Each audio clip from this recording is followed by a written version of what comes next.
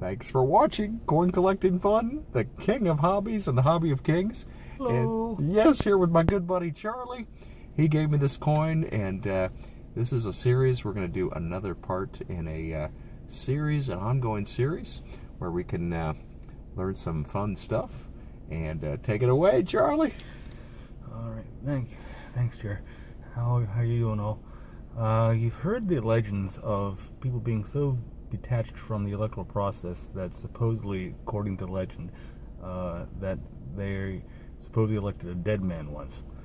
Well, this excerpt from Pourri by John Dolson is something akin to that.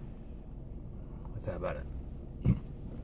The Cadaver Synod. We're used to thinking of popes as holy men bursting at the seams with goodness and virtue. In truth, however, some of them were pretty evil.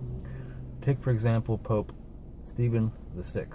He dug up the corpse of his predecessor, Pope Formosus I, dressed it in papal robes, and put it on trial for, quote, aspiring to the papacy, unquote. Background. The 9th century AD was a difficult period in the history of the Catholic Church. The Holy Roman Empire, which had united all Western Europe under Emperor Charles the Great in 800, or Charlemagne, collapsed under the weight of Charles the Fat in 887, and as the empire's power slipped away, so did the authority of the Church. Not strong enough militarily to survive on its own, it had to turn to powerful and often petty European nobles for protection.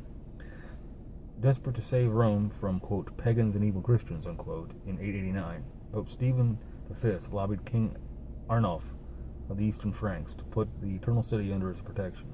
But Arnulf refused, forcing the Pope to turn to an old enemy of the Church, Duke Guido III of Spoleto, for protection. Guido agreed to come to Stephen's aid, and in return the Pope adopted him as his son and crowned him Holy Roman Emperor.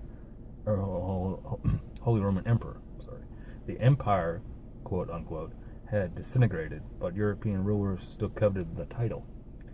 Pope Formosus.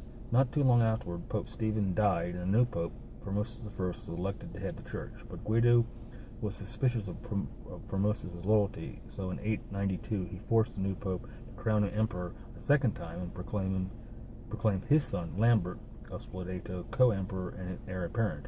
Formosus capitulated, but when Guido died in 894, rather than crown Lombard emperor, he called on King Adolf to liberate Rome from the Spoletoans. This time Adolf agreed. A year later he conquered Rome and was crowned Holy Roman Emperor instead of Lambert, who had retreated back to Spoleto. The new order didn't last long. A few months later, Arnulf became paralyzed and was carried back to Germany on a stretcher, where he later died. Pope Formosus died in April of 896, and a longtime rival, Stephen VI, was elected pope in his place. When Lombard of Spoleto learned of the deaths, he rallied his troops and marched on the city, conquering it in 897. Pope Stephen crowned him emperor a few days later. What followed is one of the most peculiar episodes in the history of the Catholic Church. Eager to prove his loyalty to Lambert, Pope Stephen convened what would become known as the Cadaver Synod. On his orders, Pope Formosus' rotting 9-month-old corpse was dug up, dressed in papal robes, propped up on a throne, and put on trial for perjury, coveting the papacy, and a variety of other crimes. Since Formosus was in no condition to answer the charges made against him, Stephen appointed a deacon to stand next to the corpse during proceedings and answer the questions on its behalf. Weirded out yet? There's more. The deacon mounted an impressive defense. Even so, the cadaver was found guilty on all counts. Stephen declared all of Formosus' papal acts null and void and chopped off the 3 fingers on the corpse's right hand used to give blessings. This, by the way.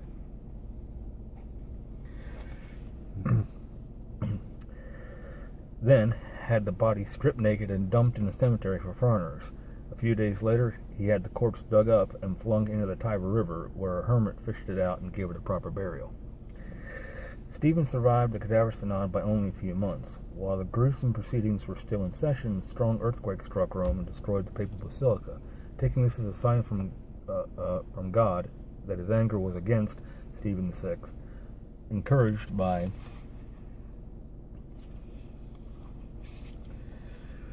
rumors that Formosa's corpse had begun performing miracles. Formosa's supporters arrested Stephen and threw him in prison, where he was later strangled. But the story doesn't end there. The Cadaver Synod ignited a power struggle between the supporters of Formosus and Stephen that lasted for more than 10 years and cost at least one other pope his life. How bitter was the struggle? See for yourself. Pope Romanus I, August to November 897. A Pope Formosus Cardinal, Romanus served served as Pope for only 4 months. According to church records, quote, he was afterward made a monk, which is a polite way of saying he was deposed and imprisoned in a monastery. Unquote. His date and cause of death remain unknown. Pope Theodore II, November to December 987. Another supporter of Formosus, he died of unknown causes after only 20 days in office. During the short time he had Formosus' body reburied in its original grave and presided over a synod renouncing the Cadaver Synod. Pope Sergius III, only December 897. A pro-Stephen Pope, Sergius planned to call a synod to renounce Pope Theodore's synod, renouncing the Cadaver Synod, but Lambert of Spoleto forced him into exile before he got the chance. Pope John IX, January 898 to January 900. The next Pope, John IX, was pro-Lambert, but he was also pro-Formosus, and not long after becoming Pope, he convened his own synod, condemning the Cadaver Synod, and he called a second synod to ratify the decisions of his first synod. He also issued a decree prohibiting the trial of dead people, especially popes.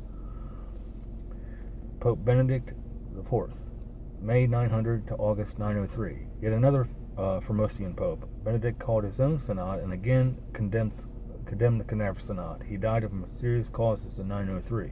Rumor has it he was murdered. Pope Leo V, August to September 903. The third pro-Formosus Pope in a row, Leo ruled for only 30 days. Apparently not enough time to call synod, before he was overthrown and imprisoned by the anti-Pope Christopher, who was himself overthrown 3 months later. And finally, Pope Sergius III, 904 to 911. With the assistance of Duke Alberic of Spoleto in 904, Pope Sergius III returned from exile and conquered Rome. He deposed the anti-Pope Christopher and threw him in prison with Pope Leo V. He later had both men strangled. Then he, of course, convened a synod, which he used to condemn Theodore's, John's, and Benedict's synods, and restated the Cadaver Synod. He died in April 911. And you thought today's politics was weird and off-putting and altogether wrong.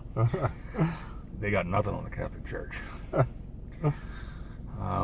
This is another excerpt of Pourri by John Dolson.